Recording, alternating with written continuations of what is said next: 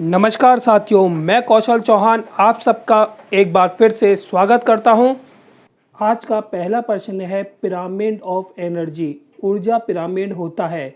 Option A है सदैव उल्टी अवस्था में, ऑप्शन बी है उल्टी या खड़ी दोनों अवस्था में हो सकता है, ऑप्शन सी है सदैव खड़ी अवस्था में होता है, ऑप्शन डी है केवल समुद्र परितंत्र में उल्टी अवस्था में होता है। इस प्रश्न का जो सही उत्तर है वह है ऑप्शन नंबर सी, सदैव खड़ी अवस्था में होता है। अब क्यों होता है ऐसा, इसका व्याख्या है। जो पिरामिड होता है वो ऐसा दिखाई देता है आपको। इसके बहुत सारे फेजेस होते हैं या स्तर होते हैं। जो ऊर्जा होती है वो पिरामिड को हमेशा कौन सी अवस्था में रखती है? खड़ी अवस्था में रखती है, एकदम सीधी अवस्था में। क्यों होता है ऐसा? क्योंकि जो पिरामिड का जो टॉपिक स्तर है, कौन सा टॉपिक स्तर है, वो एक स्तर से दूसरे स्तर तक जाने में कुछ एनर्जी का उसे लॉस हो जाता है या एनर्जी खो जाती है। कहाँ खो जाती है? कुछ वायुमंडल में चल जाती है।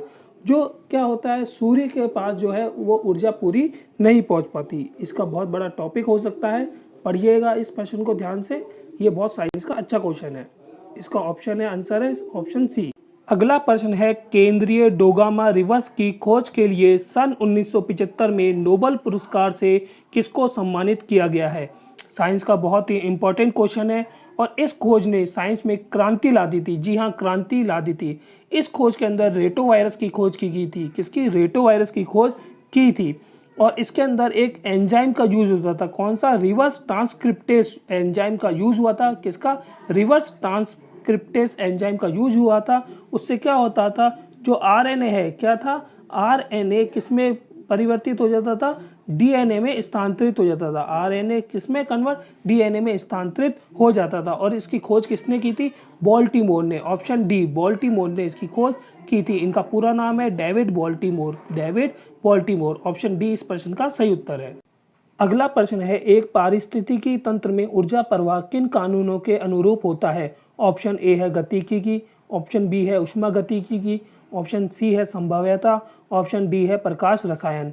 और इस प्रश्न का जो सही उत्तर है वो है ऑप्शन नंबर बी, ऊष्मागतिकी के अनुरूप ऊर्जा का प्रवाह होता है। ऑप्शन बी, थर्मोडायनेमिक्स के द्वारा ऊर्जा का प्रवाह होता है। Option B.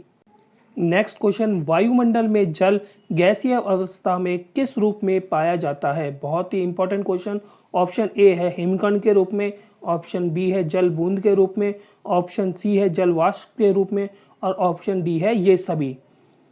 इस प्रश्न का जो सही उत्तर है वह है ऑप्शन नंबर सी, जल वाष्प के रूप में वायुमंडल में गैसीय अवस्था में जल पाया जाता है। ऑप्शन सी इस प्रश्न का सही उत्तर है। अगला प्रश्न है निम्नलिखित में से कौन से 3 आर पर्यावरण के लिए अनुकूल माने जाते हैं?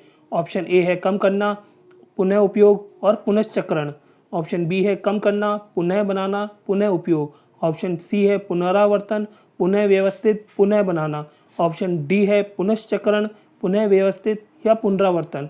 इस प्रश्न का जो सही उत्तर है वह है ऑप्शन नंबर ए। सबसे पहले रिड्यूस, रीयूज और रिसाइकिल, मतलब कम करना, पुनः उपयोग और पुनश्चक्रण। ऑप्शन ए इस प्रश्न का सही उत्तर है। अगला प्रश्न है बच्चों को ट्रिपल एंटीजन डीपीटी किस रोग को रोकने हेतु दी जाती है? ऑप्शन ए है डिप्थीरिया, कुकर खांसी, टिटनेस, ऑप्शन बी है diphtheria, polio, tetanus, option C है डिप्थीरिया, कुकर खांसी या टाइफाइड, ऑप्शन डी है डेंगू, पोलियो या टाइफाइड। और इस प्रश्न का जो सही उत्तर है वह है ऑप्शन नंबर ए, डिप्थीरिया के लिए, कुकर खांसी के लिए तथा टिटनेस के लिए। ऑप्शन ए इस प्रश्न का सही उत्तर है। ऑप्शन ए।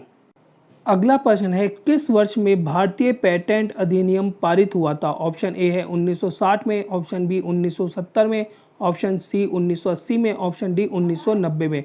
भारतीय स्वतंत्रता के बाद सन 1970 में पेटेंट अधिनियम पारित हुआ। कब हुआ? 1970 में। इस प्रश्न का आंसर ऑप्शन बी है। और ये लागू कब हुआ था? 20 अप्रैल 1972 में ये लागू हुआ था। कब? 20 अप्रैल को, और सन 1972 में ये लागू हुआ था।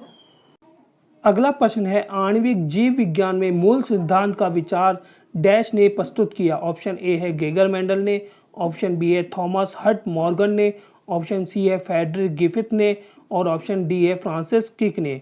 इस प्रश्न का सही उत्तर है ऑप्शन डी, फ्रांसिस क्रिक ने आणविक जीव विज्ञान में मूल सिद्धांत का विचार प्रस्तुत किया। ऑप्शन डी फ्रांसिस क्रिक।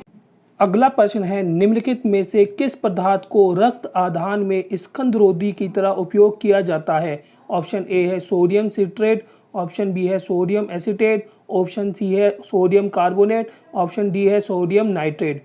इस प्रश्न का जो सही उत्तर है वह है option number A, sodium citrate को स्कंदरोधी की तरह उपयोग किया जाता है। ऑप्शन ए, सोडियम सिट्रेट को स्कंदरोधी की तरह उपयोग किया जाता है।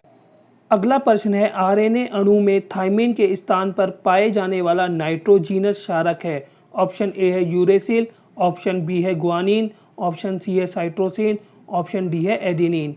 इस प्रश्न का सही उत्तर है option number A, uracil. Option A, uracil. आपको ये श्रृंखला कैसी लग रही है कृपया करके कमेंट करिए, और अच्छे लगे तो इस चैनल को लाइक, सब्सक्राइब और फॉलो जरूर कीजिए। जय हिंद, जय भारत, धन्यवाद।